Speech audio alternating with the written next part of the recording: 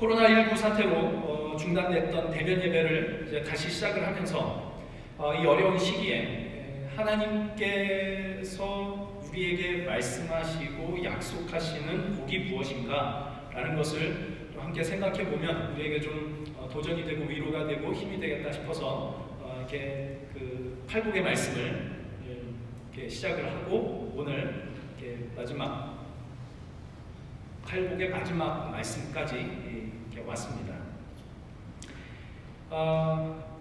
심령이 가난한 자는 복이 있다라는 말씀부터 시작해서 이제 8주째가 된 건데 그러니까 대면 예배를 시작한 지 8주가 된 겁니다. 시간이 굉장히 이렇게 빨리 지나가는 걸 느낄 수 있는데 여러분 예수께서 지금 말씀하시는 것 오늘 이제 5장 10절을 읽었는데 의를 위하여 박해받는 자가 복이 있다라고 이렇게 말씀을 하시거든요. 의를 위해 박해받는다 그러면 여러분 어떤 그림이 여러분 머릿속에 떠오르십니까? 의를 위해 박해받는 것. 오늘은 제가 이제 그 10절만 본문으로 읽었는데 10절의 이 내용을 11절, 12절에 다른 방식으로 이렇게 표현합니다. 나로 말미암아 너희를 욕하고 박해하고 거짓으로 너희를 거슬러 모든 악한 말을 할 때에는 너희에게 복이 있나니 기뻐하고 즐거워하라. 하늘에서 너희의 상이 큼이라. 너희 전에 있던 선지자들도 이같이 박해하였느니라. 그러니까 하나님의 말씀을 정말 가감없이 전했던 선지자들 때 이 말씀을 듣는 사람들은 선지자들을 되게 이렇게 하나님의 말씀을 선지자들이 전한 하나님의 말씀을 거부했죠. 거부하고 선지자들을 핍박을 했습니다. 그래서 그 선지자들이 박해를 당했습니다. 오늘 너희가 나 때문에 예수님 때문에 박해를 받고 고난을 당한다면 너희에게 복이 있다. 선지자들과 같이 그렇게 하면 하늘의 상급이 너희에게 클 것이다. 이제 이렇게 얘기를 하는 거거든요. 그러니까 이제 이런 내용 11절 12절까지 이렇게 쭉 내용을 보면 의를 위하여 박해받는다라는 요 말씀이 이렇게 딱 우리 머릿속에서 어떤 그림이 그려지냐면 이런 식이죠. 기독교를 박해하는 어떤 곳에 선교사로 가서 복음을 전하다가 붙잡히고 매맞고 고문당하고 생명의 위협을 느끼면서도 복음 전하기를 멈추지 않는 너무 멋있는 신앙의 모습입니다. 우리가 이제 뭐 그런 곳으로 선교를 가지는 않지만 이 땅에서도 사실 그런 일들도 있죠. 예수 믿지 않는 어떤 사람들에게 복음을 들고 이렇게 가서 복음을 전하다가 거절당하고 조롱당하고 하는 그런 일들도 있을 수 있습니다. 그럼에도 불구하고 복음 전하기를 멈추지 않는 그런 어떤 뭔가 이렇게 비장한 이렇게 강한 믿음을 갖고 비장한 모습으로 세상 가운데로 복음을 들고 나아가는 그런 모습들, 이런 모습들이 이제 아마 우리 머릿속에 그려질 겁니다. 참 위대한 신앙의 모습입니다. 우리가 아마 이렇게 목표로 삼고 걸어가야 할 길일 거라고 생각을 합니다. 우리 기도하시는데도 이제 그런 교회가 될 수 있기를 마음으로 이렇게 기도하시는 것 참 은혜가 됐는데요. 그런데 현실을 한번 보죠. 현실적으로 이 의를 위하여 박해받는 일이 여러분에게 있는가? 그 어떤 핍박이 와도 복음을 전하고 있는 그 모습. 사실 이제 현실적으로 보면 우리가 지금 그 머릿속에 그린 의를 위하여 박해받는 자에 대한 이 그림과는 사실은 조금 거리가 먼 우리의 모습을 보곤 합니다. 그래서 오늘은 사실 저도 못하고 있고 여러분도 아마 대체로 이렇게 거기까지는 가지 못한 그런 상황일 텐데 괜히 이 부담만 가중시키는 이 비장한 복음을 들고 세상 속으로 갑시다 이제 이런 이야기보다는 의를 위하여 박해받는다라는 이 일을 지금 우리가 있는 이 현실에서 어떻게 한 걸음 걸어나가 시작할 수 있을까라는 것을 좀 고민하고 그 말씀을 좀 함께 나눠보려고 합니다. 이건 결코 우리에게 주어진 신앙의 책무를 축소하려고 하는 것이 아니고 이런 겁니다. 만 걸음을 가야 할 거리가 있는데 거기를 우리가 한 번에 가려고 하면 이게 엄두가 안 나죠. 그래서 그냥 망걸음 거리에 있는 거를 그냥 이상으로 이렇게 놓고 이건 현실적으로 불가능한 일이야. 이렇게 말이 그렇다는 거지. 실제로 우리는 못하는 일. 이제 이렇게 될 가능성이 너무 크죠. 한 번에 거기를 가려고 하면. 그러니까 지금까지 우리는 저도 그랬고 이제 그래 왔던 것 같습니다. 우리가 신앙생활을 하면서 그런 식으로 신앙을 갖고 있는 경우들이 참 많이 있겠다 싶은 생각합니다. 신앙을 이상적인 것들로만 머릿속에 채워넣는 겁니다. 그래서 현실성이 없어요. 실제로는 한 걸음도 떼지 않습니다. 현실적이지 않으니까.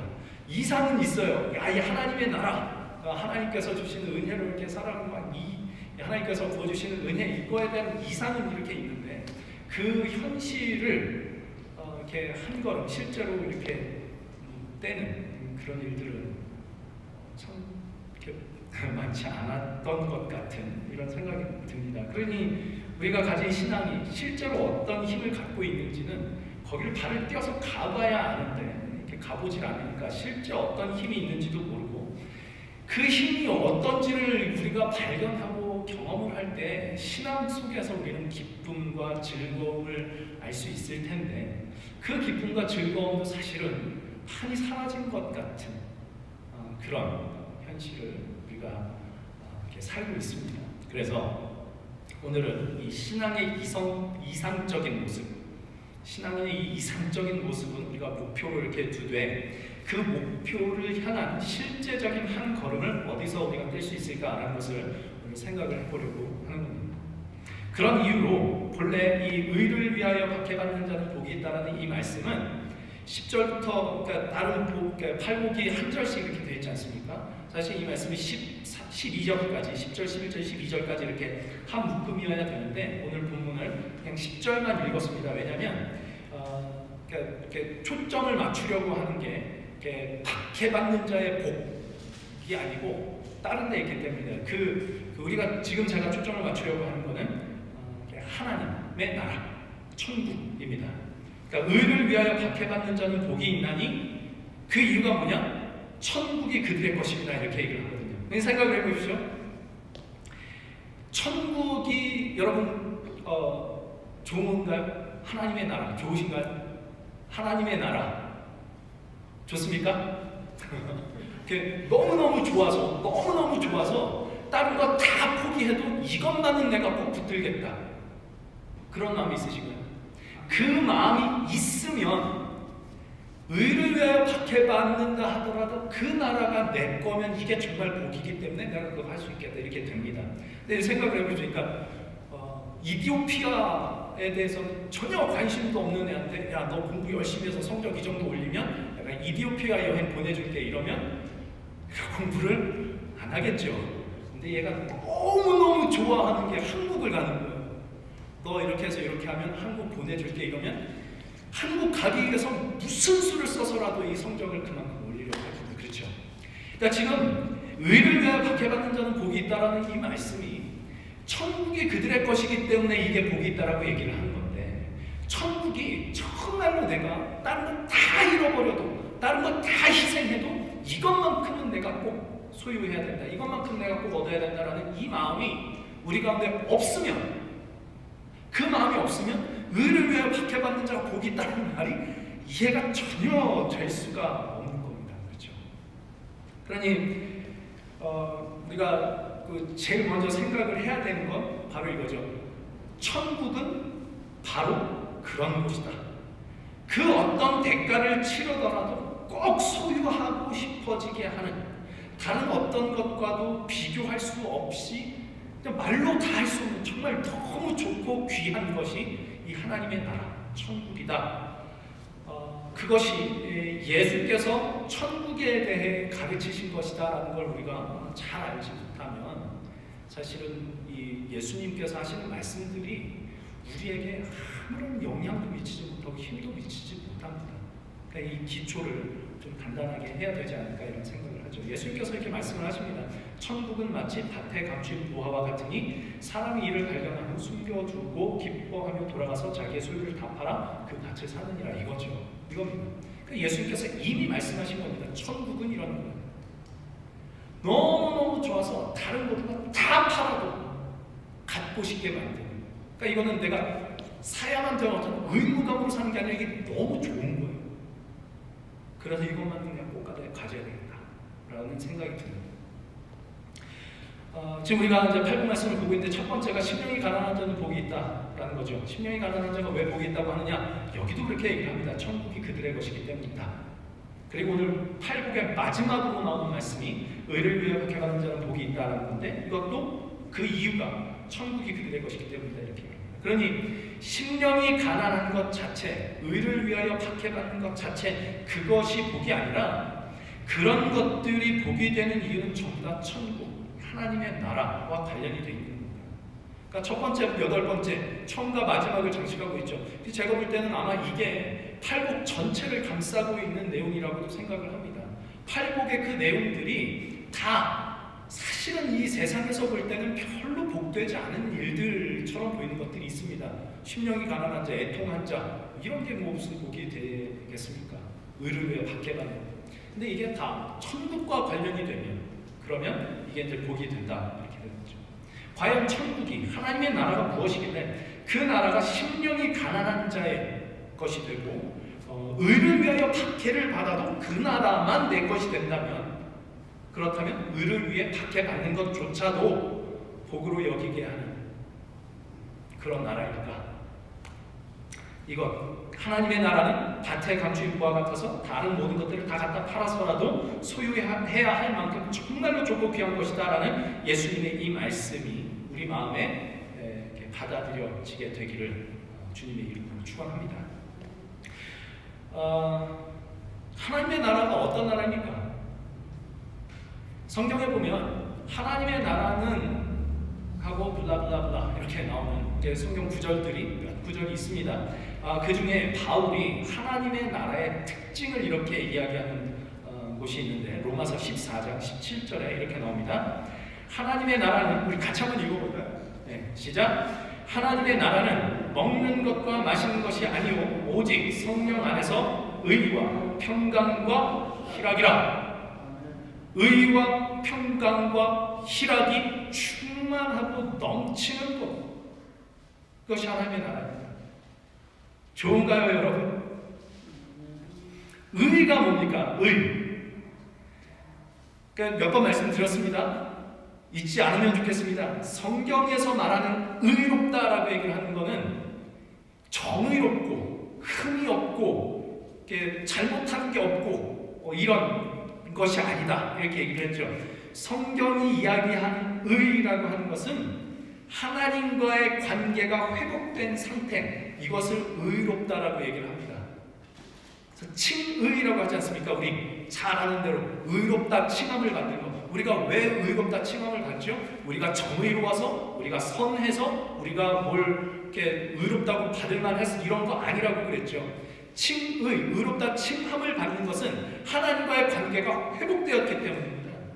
이게 구원이죠. 예수님께서 십자가에서 당신의 몸을 찢어 우리와 하나님 사이에 가로막혀 있던 우리가 죄로 이렇게 막아놓았던 그 담을 예수께서 당신의 몸을 찢어 이거를 헐어버리시고 하나님과 우리 사이의 관계를 회복시켜 버리셨기 때문에 우리를 의롭다고 여긴다. 이것이 칭의고 구원이라고 하는 겁니다. 그러니 하나님 나라는 의다라고 얘기를 할 때는 뭐냐?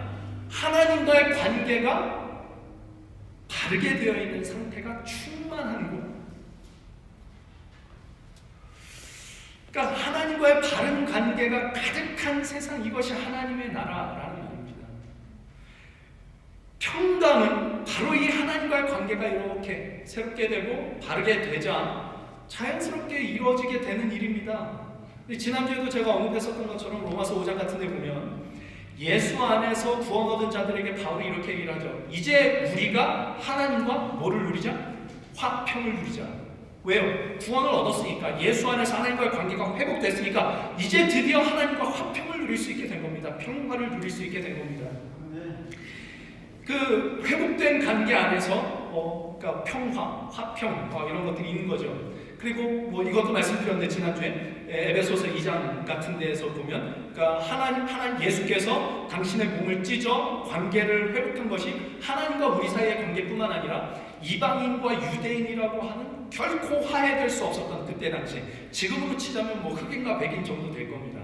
뭐 우리나라 사람으로 치면 일본인과 한국인, 전혀 화해될 수 없는 그 사람들을 예수께서 당신의 몸을 찢어서 그 가로막혀 있던 담을 헐어버리시고 화목케 하시는 일들이 생겨나는 거죠. 관계가 회복되고 평화가 일어나는 겁니다. 그러니까 하나님과의 관계 회복, 그리고 사람 사이의 관계 회복, 이 속에서 일어나는 평화와 화평, 평강, 이런 것들이 예수 그리스도 안에서 일어나게 된단 말이죠. 그러니까 예수 그리스도로 말미암는 평화, 화평, 평강이 가득한 세상, 그것이 하나님의 나라입니다. 그럼 거기에 뭐가 생겨나느냐? 희락이 넘쳐나죠. 희락이 뭐죠? 기쁨, 즐거워하고 기뻐하는 것. 우리가 경험해봤습니다. 그러니까 오해가 쌓였던 관계가 있었는데 그 오해가 풀리고 그 관계가 회복되면 거기에는 정말 말로 할 수 없는 기쁨이 생기죠. 어려웠던 어떤 관계가 어떤 계기로 인해서 그 관계가 회복될 때 서로 미안하다 얘기를 하고 서로 괜찮다 얘기를 하고 부둥켜 안고 울며 그 관계가 그렇게 회복될 때 거기엔 정말 말로 다 할 수 없는 기쁨이 충만하게 됩니다. 천국을 맛보는 거죠. 그러니까 관계의 회복과 그로 인한 평강이 일어나면 거기는 희락이, 기쁨이 넘칩니다. 이 기쁨이 충만하고 이렇게 차고 넘치는 곳, 거기가 하나님의 나라죠. 하나님의 나라는 의와 평강과 희락이라 라고 얘기하는 건데, 상상을 한번 해보십시오. 잠깐 상상을 해보십시오. 지금 여러분들을 괴롭히고 있는 모든 문제들, 거기 그 중에서도 어떤 사람과의 관계 때문에 너무 힘든 그런 상황 속에서 그 모든 어그러졌던 관계가 다 회복이 되고 그 사이에 평화가 넘치고 웃음과 감사와 칭찬과 환영과 기쁨과 즐거움이 넘치는 세상 속을, 거기는 어떤 우리가 마음 불편해할 것도 없고 눈물 흘릴 것도 없는 그 세상, 최고죠. 그렇습니다. 최고죠. 사실은 하나님께서 처음에 만든 세상이 그런 세상이었습니다. 하나님이 하나님 자리에 계시고 인간을 비롯한 모든 피조물들은 그 피조물의 자리에서 하나님의 그 은혜의 다스리심을 받으며 하나님을 하나님으로 모시고 살아가는 그 바른 관계가 충만하고, 그래서 거기에 평화가 넘치고 기쁨과 즐거움이 넘치는 세상을 하나님께서 만들어 놓으셨던 거죠. 우리가 잘 아는 히브리어 단어 하나 있습니다. 샬롬. 이거 히브리 말입니다. 무슨 뜻이죠? 우리말로는 평화라고 번역을 합니다. 근데 이게 단순히 우리말로 평화라고 하면 이 샬롬의 뜻이 다 담겨지질 않는데, 샬롬이라고 하는 거는 모든 관계가 아주 이렇게 다르게 잡혀 있고 모든 것이 조화롭게 위치해 있어서 거기에 평화가 넘쳐나는 상태, 이거를 이제 샬롬이라고 하는 겁니다. 하나님은 이 샬롬의 세상을 만드신 것이고, 그래서 세상은 바른 관계와 그로 인한 평강, 화평과 희락, 기쁨, 즐거움이 넘치는 세상이었던 건데, 그 바른 관계가 깨져버리고 평강이 산산조각나고 희락이 이렇게 무너져버리게 됐습니다. 무엇 때문에 그렇게 됩니까? 뭐 답은 언제나 우리는 알고 있습니다. 죄 때문이다 이거죠. 죄란 뭐죠? 이것도 여러 번 말씀드리죠. 우리가 행하는 이거는 죄의 열매입니다. 진짜 죄의 뿌리는 뭐냐? 하나님과의 관계가 깨져버린 데 있습니다. 근데 이렇게 얘기하면 여러 번 이 얘기를 들으신 분은 아실 겁니다. 죄란 뭐 거짓말하고 살인하고 이런 거 아니에요. 이거는 죄의 뿌리, 그 죄의 열매고, 진짜 죄의 뿌리는 뭐냐? 하나님과의 관계가 깨져버렸기 때문에 이런 것이 나타나는 거다. 이 죄라고 할 때 우리가 제일 먼저 생각해야 되는 건 하나님과의 관계 무너짐, 하나님과의 관계 깨짐, 이게 죄인데 이거 알았어요. 근데 이게 구체적으로 뭔지는 사실 우리가 잘 이렇게 이해를 못하는 경우들이 있는데, 이게 실제적으로 우리 삶 속에서 어떻게 나타나느냐? 제 딸이 10살인데요 지금. 보통 티네이저 하면은 13살부터 티네이저라고 얘기를 하죠. 13. 그래서 얘가 요즘에 티네이저 짓을 해요. 무슨 말을 하는데 불만이 가득합니다. 불만이 가득하고 말을 하는데 막 화가 나 있어요. 왜 그런가 이렇게 가만 생각해 보니까 우리 집안이 다 그런 거예요. 한 교우분이 목회 위험한 소명이라는 책을 이렇게 빌려주셔서 제가 그 앞머리를 조금 읽었는데 이렇게 시작을 합니다. 나는 화를 몹시 잘 내는 사람이었다. 문제는 내가 그런 사람이라는 사실을 몰랐다는 것이다. 요즘 제가 저에 대해서 많이 느끼는 건 저도 몰랐는데 제가 그렇게 화를 내고 있더라고요. 근데 여러분 제가 볼 때는 이거 깨닫는 것도 참 큰 은혜입니다. 그래서 제가 볼 때는 다 마찬가지거든요. 다 화를 내고 있어요. 다 화를 내고 있는데 자기가 그렇게 화를 내고 있는지를 몰라요. 그러니까 화를 내고 있는데 그게 잘못이라고도 잘 생각을 안 하죠. 왜냐하면 화를 내는 데는 아주 정당한 이유가 있거든요. 내가 이 화를 낼 수밖에 없는 아주 분명한 이유가 있거든요. 그러니까 이게 그렇게 뭐 잘못이라고 생각을 하지를 않습니다. 근데 사실은 이게 죄의 본질입니다. 저도 이렇게 화를 내면서 말을 하고 제 아내도 아니라고 말은 하는데 화를 내면서 말을 합니다. 아들 보고 배운 게 그건데 거기다가 지금 14살 한참 정점에 있는 티네이저이지 않습니까? 말할 것도 없죠. 말하는데 거기 불만이 가득합니다. 이 모든 것들을 보고 배운 우리 딸은 티네이저가 되기 전에도 이 티네이저의 모습을 벌써 갖췄습니다. 성숙했습니다. 그럼 조금만 마음에 안 드는 게 있으면 화를 내면서 말을 합니다.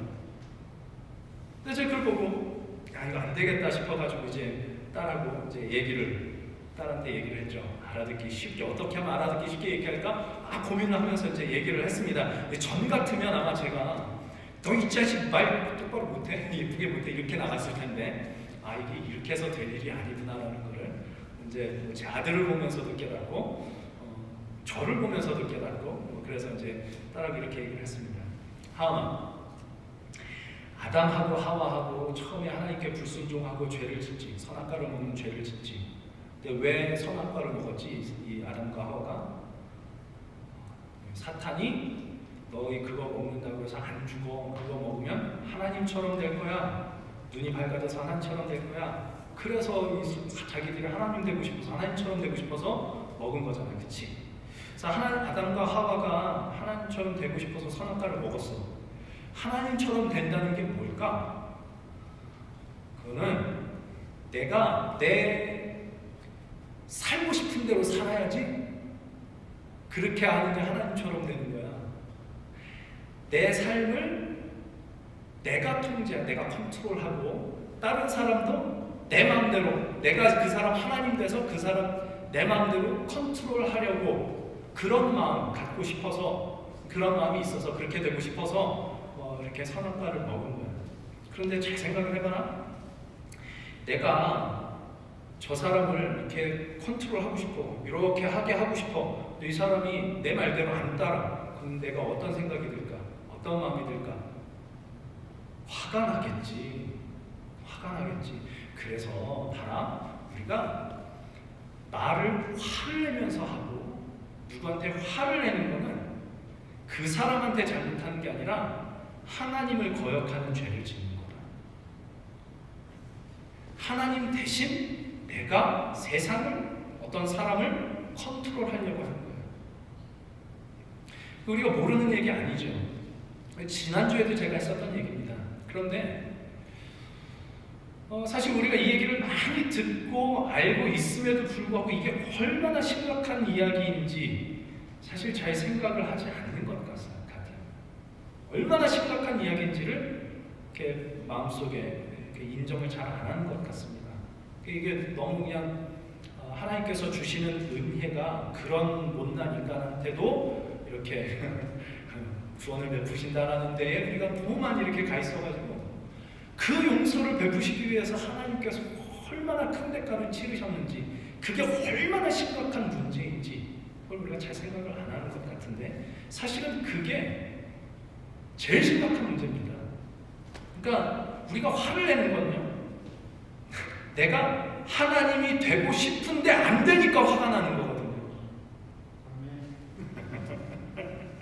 그래서 화를 내는 건요, 그 자체로 하나님의 자리를 내가 뺏고 하나님의 자리를 내가 차지하고 싶어하는 마음이 드러나는 행위, 이게 이제 화를 내는 걸로 나타나는 겁니다. 흔히 이렇게 부대끼며 살아가는 이 세상 속에서 하나님께 하나님의 자리를 내어준다라고 하는 거는 내가 거기서 화를 내고 내가 뜻하는 것을 거기서 이뤄내려고 하는 것이 아니라 다 자기 멋대로 살려고 하는 그 세상 속에서 이런 것들도 다 하나님의 손 안에서 하나님께서 당신의 뜻을 이루신 과정 중에 있을 거야 라고 참고 인내하는 것, 이것이 있어야 되는데 세상은 이제 점점 더 그걸 못하게 됩니다. 그러니까 이게 이 갈등이 점점 심화되는 거죠. 왜냐하면 내가 옳거든요. 내가 하는 게 맞고, 그럼 내가 맞으면 저 사람도 내가 말한 대로 따라줘야 안 따라오니까, 그러니까 이게 막 그 갈등은 심화되죠. 그게 집단으로 가면 좌우 나눠지고 이렇게 돼서 전쟁 나고 이렇게 되는 겁니다. 근데 놀랍게도 또 감사하게도 제가 이제 하미한테 이 얘기를 하는데 배가 눈이 그렁그렁합니다. 하나님께서 만져주신 거라고 생각을 해요. 제가 그랬습니다. 아빠도 그동안 그렇게 화를 내면서 말하고 그랬었던 거 많이 있는데 아빠가 정말 미안하고 나 이거 정말 하나님 앞에 죄 짓는 거라는 거 이제 아빠도 알았어. 그래서 아빠도 그렇게 안 할 테니까 찬영이, 하우이도 우리 그렇게 하지 말자 이제 이런 얘기를 하고 그 자리에서 같이 회개 기도를 하고 우리 마음을 예수 그리스도로 채워가기로, 하나님의 마음으로 채워가기로. 그거 하고도 문제는 계속 상황이 화나게 하는 상황도 있을 거 아닙니까? 근데 그때마다 우리가 해야 되는 게 뭐냐면 우리가 참아야지가 아니라 예수님의 마음을 품는 거거든요. 예수님께서 나를 참으셨던 것과 같이 나도 참아야 되는 자가 되는 것. 예수님을 채워야 되는 겁니다. 하나님의 마음을 채우는, 그렇게 하기로 이제 같이 다짐하는 기도를 드렸습니다. 그러자 거기에 어떤 일이 일어났을까요? 거기에 이제 의가 생겨나는 겁니다. 의가. 하나님과의 관계가 다시 회복되고 가족 간의 관계가 회복되는 일이 일어나는 거죠. 평강이 찾아옵니다.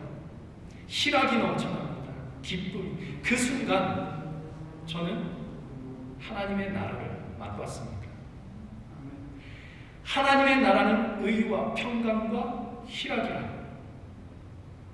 예수 믿는 자들은요 분명히 이거를 누릴 수 있는 자리로 하나님께서 초대를 해주셨습니다. 근데 우리가 그걸 못하는 이유가 뭐냐?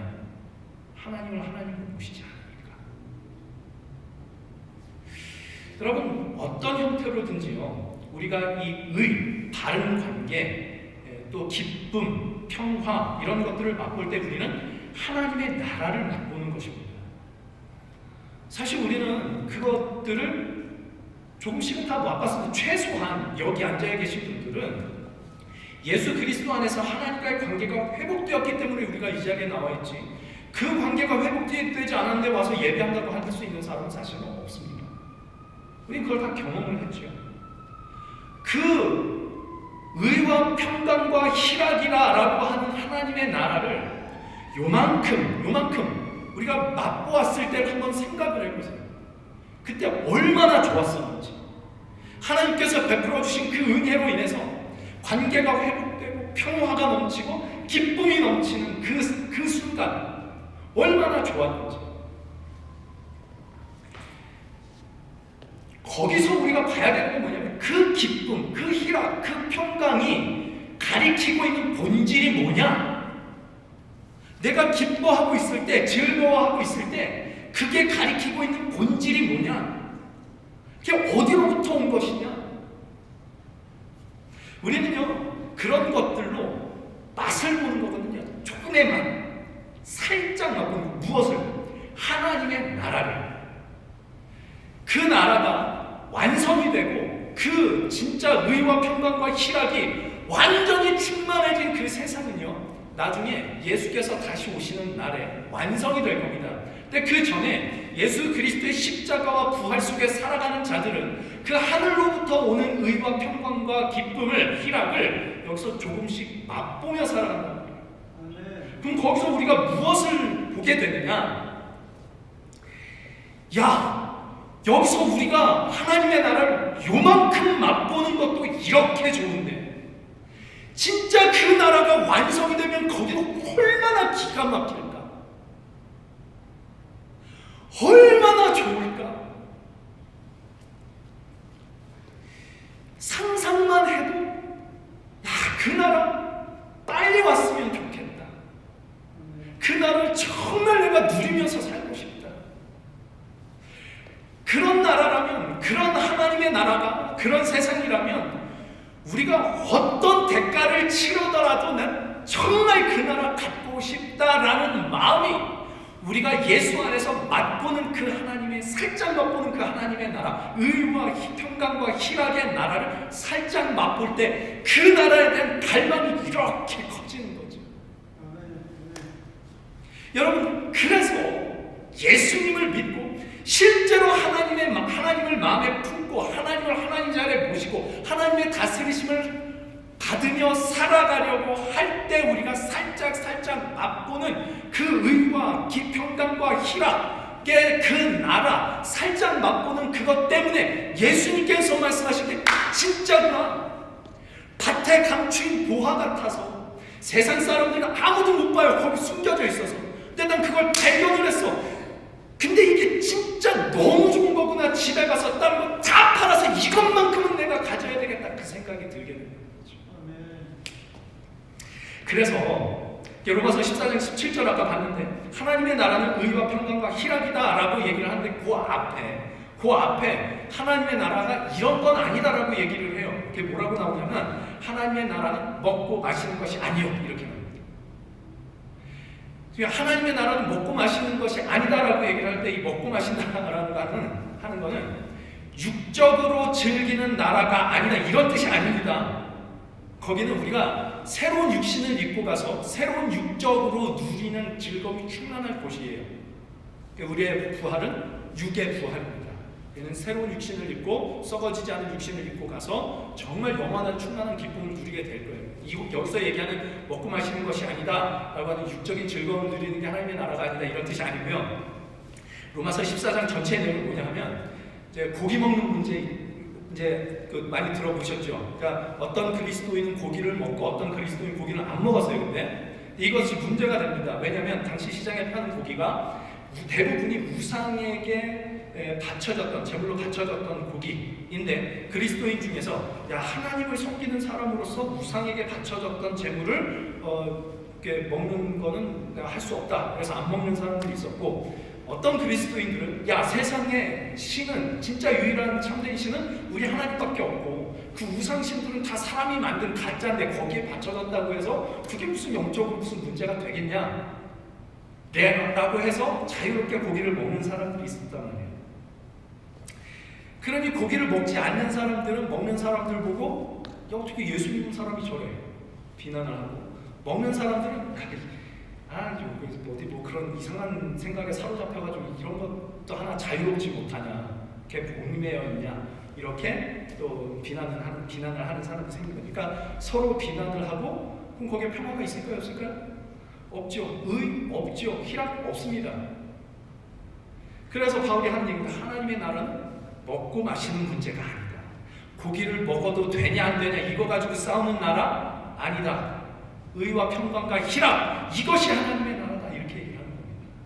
또 어떤 사람들은 그 14장 내용에 보면 주의를, 그러니까 어떤 날을 특별하게 여기는, 예를 들어서 주의를 우리 특별히 중요하다고 얘기하는 사람들이 있었어요. 그래서 몸과 마음을 주일에는 특별하게 좀 경건하게 하고 반드시 이렇게 모여서 하나님 앞에 경건한 마음으로 예배드려야 된다라고 이 특정한 날을 좀 중요하게 여기는 사람들이 있었고, 다른 사람들은 어떤 사람들은, 그리스도인들은 모든 날이 다 하나님께 속해 있는데 뭐 특별히 중요한 날이 어디냐, 다 하나님의 날이고 다 중요한 날이지 뭐 특별히 중요한 날은 없다라고 얘기하는 사람들이 있습니다. 마찬가지죠. 주일이 특별히 중요하다라고 여기는 사람들은 주일을 특별히 여기지 않고 그냥 평범하게 지내는 사람들이 보기가 싫은 겁니다. 어떻게 주일을 그렇게 할 수 있어요? 어떻게 옷을 그따위로 입고 와서 예배를 드려? 우리 이제 이거는 분명히 해야 돼. 하나님 앞에 우리가 이렇게 예의를 갖추느라고 집안에 있는 가장 좋은 옷을 입고 와서 예배하고, 이 마음 자세는 우리가 되게 중요한 겁니다. 근데 이것 때문에 누군가를 비난하게 된다, 이건 아니다. 이제 이렇게 얘기를 하는 게 나오는 겁니다. 그러니까 주일을 특별히 여기는 사람은 특별히 여기지 않는 사람을 비난하고 이제 뭐 다른 날이나 다 똑같지만 하나님 앞에서 라고 얘기하는 사람들은 주의를 특별히 여기는 사람들은 뭐라고 욕을 했을까요? 율법주의자들, 율법에 매여 있는 자들 이렇게 비난을 했을 겁니다. 아니다, 바울이 얘기를 하는 거죠. 하나님의 나라는 그런 규칙이 아니다. 이게 이제 먹고 마시는 것이 아니다라고 얘기를 하는 겁니다. 그런 규칙이 아니고 의와 평강과 희락이 하나님의 나라다. 그래서 이 문제들을 다 이렇게 해서 뭐라고 얘기를 하냐면 너희가 진짜 예수님을 믿는다면 이렇게 해야 된다. 6절 이하 한번 같이 한번 보겠습니다. 로마서 14장 6절 이하에 문을 한번 잘 따라보세요. 나를 중히 여기는 자도 주를 위하여 죽느니고 주를 먹는 자도 주를 위하여 먹으니 이는 하나님께 감사하며 먹지 않는 자도 주를 위하여 먹지 아니하며 하나님께 감사하느니라. 우리 중에 누구든지 자기를 위하여 사는 자가 없고 자기를 위하여 죽는 자도 없도다. 우리가 살아도 주를 위하여 살고 죽어도 주를 위하여 죽나니 살아도 주를 위하여 살고 죽어도 주를 위하여 죽나니. 오늘 말씀 제목이 살아도 주를 위해 죽어도 주를 위해입니다. 그러므로 사나 죽으나 우리가 주의 것이보다 이를 위하여 그리스도께서 죽었다가 다시 살아나셨으니 예수께서 십자가에 달려 죽으시고 부활하셔서 우리를 구원하신 이유가 뭐냐라고 얘기를 할 때 바로 이겁니다. 주님, 우리의 주님이 되시기 위하여, 그리고 우리가 하는 모든 일들이 주를 위해 하는 것이 되게 하기 위하여 예수께서 우리를 구원하셨다는 거죠. 그리스도께서 죽었다가 이를 위하여 그리스도께서 죽었다가 다시 살아나셨으니 곧 죽은 자와 산 자의 주가 되려 하심이라. 살아도 주를 위해 죽어도 주를 위해. 우리 아까 찬양도 했습니다만 굉장히 비장하지 않습니까? 비장하게 야 주를 위해 내 한 목숨 주를 위해 바치겠습니다. 아마 하나님이 이렇게 말씀하실 것 같습니다. 목숨은 내가 널 위해 바쳤다. 네 목숨은 나한테 필요 없다. 너는 내 다스림 잘 받고 내 말이나 좀 잘 들어라. 목숨 바치려고 하지 말고. 그래서 주를 위한다는 게 결국 어디로 가느냐? 10절 네가 앞에가 주가 되시기 위하여 그리스도께서 죽었다 살았다 이 말씀을 하시고 난 다음에 바로 이 얘기를 하세요. 네가 어찌하여 내 형제를 비판하느냐? 어찌하여 내 형제를 업신여기느냐? 이 일이 왜 일어날까요? 내가 하나님이 됐으니까. 하나님이 주님이 아니고 내가 하나님 돼서 다 판단하는 겁니다. 너 그거 잘못하고 있어라고. 그러니까 비난을 하고 업신여기고 하는 일들이 거기서 일어나죠. 우리가 다 하나님의 심판대 앞에 서요. 그러니까 나를 중히 여기는 것도 주를 위해, 먹는 것도 주를 위해, 사는 것도 주를 위해, 죽는 것도 주를 위해, 이런 말들이 결국 향하는 데가 어디냐? 형제 비판하지 말아라. 형제 업신여기지 말아라. 사랑해라. 용서해라. 용납해라. 그에게 화내지 말아라. 이거거든요. 이게 살아도 주를 위해 죽어도 주를 위해입니다. 우리 목숨 바치겠습니다. 이거 아니고. 이 얘기 아시죠? 제가 전에 한번 말씀드렸었습니다. 남편들에게 설문조사를 했답니다. 아내가 차에 치여 죽을 위기에 있습니다. 내가 몸을 날려 차에 이렇게 몸을 날리면 아내가 살 수 있다. 차에 몸을 날리겠는가? 다 날리겠다고 90% 이상 내가 차에 몸을 날려 아내를 살리겠다. 했답니다. 다음 질문이 이겁니다. 아내를 위해서 아내 비위 맞춰가면서 쇼핑하는데 이렇게 몇 시간을 아내하고 그렇게 사용해 줄 수 있겠는가? 아내를 위해서 차에 뛰어들겠다. 이렇게 하다고 했답니다. 살아도 주를 위해 죽어도 주를 위해 이것은요. 주님 위해서 내 한 목숨 바치겠습니다. 이런 거 아니고요. 주님의 뜻을 따라서 주님이시니까 주님의 뜻을 따라서 화내지 않겠습니다. 짜증 내지 않겠습니다. 말 예쁘게 하겠습니다. 용납하겠습니다. 용서하겠습니다. 근데 여러분 이게 사실 만만치가 않습니다. 정말 만만치가 않습니다. 그 아내 사랑해야지라는 이 마음이 언제 제일 많이 드냐면 아내 안 보일 때.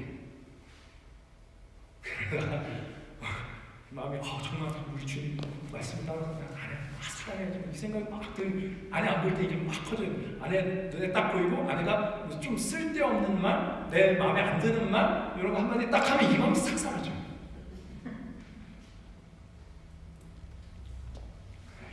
그러니까 이게 진짜 내가 이걸 진짜로 내가 주님 뜻 따라서 이거 한번 해보겠습니다 라고 가다 보면 금방 알게 됩니다. 내가 진짜 우리 주님하고 십자가에 못 박히지 않고는 이게 될 수가 없는 일이구나. 나라는 인간이. 이걸 모르는 건 왜 모를까요? 그렇게 해보려고 안 하니까.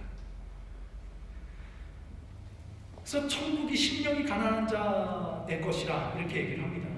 마음이 다 무너져요. 나에 대해서 다 무너지고 가난한 마음, 겸손한 마음으로 우리 주님의 은혜가 아니면 내가 정말 인간다운 인간, 하나님께서 원하시는 그런 인간이 될 수가 없습니다 라고 고백을 하면서 주님을 찾게 되거든요.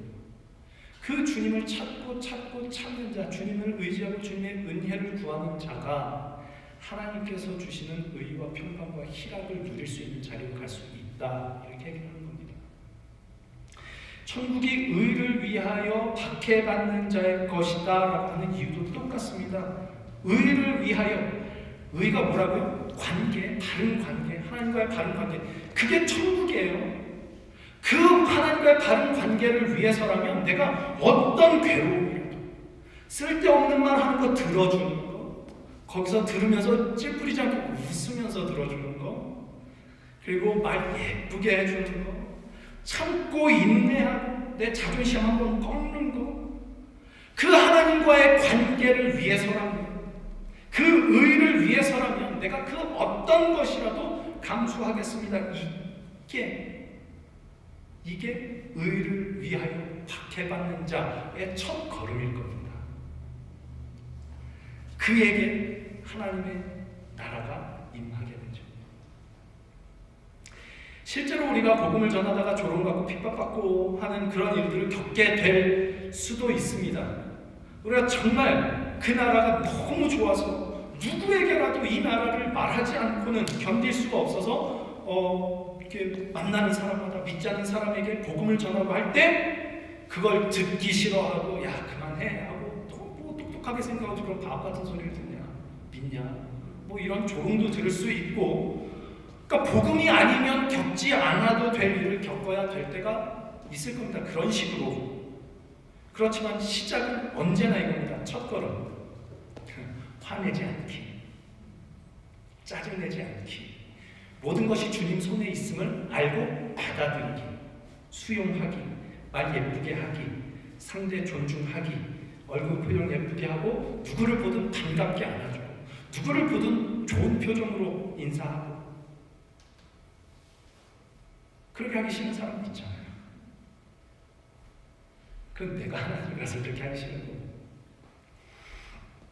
바른 관계를 위해서라면 그 어떤 대가라고 치르기로 하는 것입니다.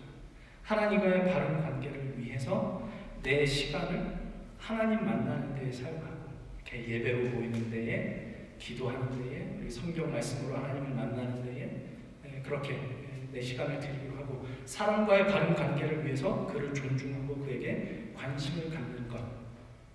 그럼 거기에 평강이 당연히 임합니다. 하나님께서 바른 관계를 만들어 주시기 때문에 희락이 있고 기쁨이 있습니다. 그게 하나님의 나라입니다. 아멘. 여러분, 그런 것이 제가 참 우리 교회를 이렇게 보면서 많이 이렇게 마음속에 안타깝기도 하고 이렇게 뭐 좀 그런 마음이 드는 게, 이게 교회를 오면 그래도 좀 이렇게 정말 이 평강과 희락이 이렇게 있는 모습이 이렇게 나타나야 되는데 이게 사는 게 힘들어서 그런가 다 살려고 하고 있어가지고 좀 안타깝고 그렇긴 합니다. 근데 이제 이거는 우리가 실제로 발걸음을 디뎌야 돼요. 하나님은 하나님께서 하실 일을, 우리에게 하실 모든 하나님께서 하실 일을 다 하셨습니다. 예수 그리스도 안에서 완벽하게 이루셨습니다. 우리는 그 안에서 하나님의 뜻을 따라 살아가기 위해서 발을 내디뎌야죠. 실제로. 그래서 제가 이런 숙제를 한번 내드리려고 합니다. 단체 카톡방 있지 않습니까? 거기에요. 한 번씩 일주일에 딱 한 번이라도 최소한 한 번 이렇게 안부 좀 묻고 여러분 잘 지내고 있습니까? 저도 하나님의 은혜 안에서 잘 지내고 있습니다. 혹은 또 어떤 은혜 받은 일들이 정말 이건 같이 나누고 싶은 일이 있으면 같이 나눌 수도 있고 그냥 뭐 그거 아니라도 그냥 인사만이라도 한 번씩 이렇게 해주시면 이게 굉장히 작은 것 같은데 그게 평강과 희락을 만들어낸다니까. 그거 한번 해주시고요. 누구라도 좋습니다. 여기 이제 제가 연락처 만들었지 않습니까? 교우 연락처. 누구라도 좋습니까? 최소 한 사람 혹은 한 가정 연락을 해서 안부 묻고 인사 나누고 격려하고 위로하고 지금 힘든 시기 살아가고 있는데 우리 주님 안에서 힘냅시다. 이렇게 좀 격려하고 하는 거 좀 하셨으면 좋겠습니다.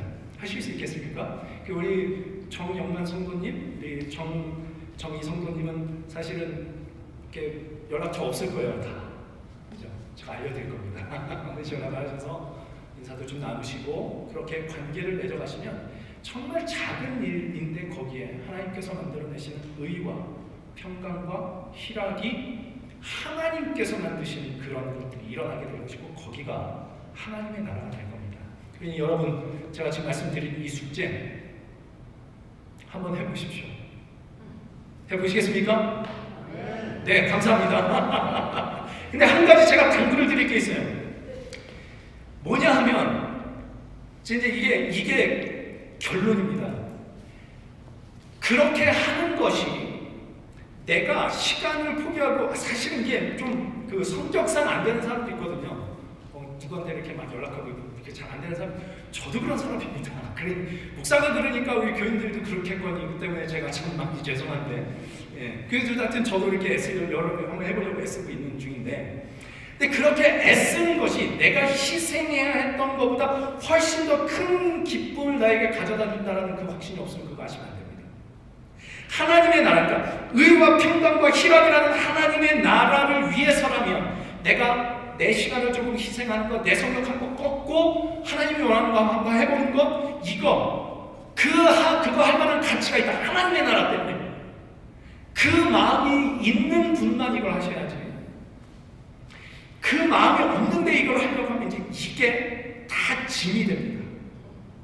무거운 율법, 무거운 짐 이렇게 되죠. 힘들어요. 너무 힘들어요.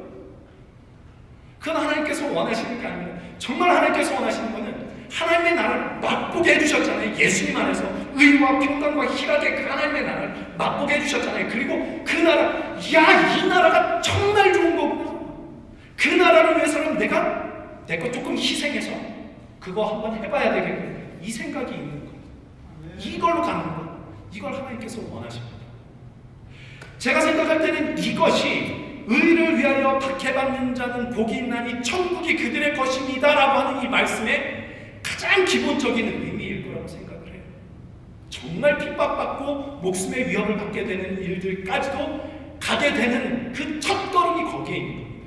하나님의 나라를 너무너무 좋아하고 갈망하고 바라는 것. 그래서 그거 위해서라면 내가 뭐라도 할 수 있다. 어떤 희생도 할 수 있다는 것. 그러니 이 마음이 있으신 분들은 제가 숙제 검사는 안 할 겁니다.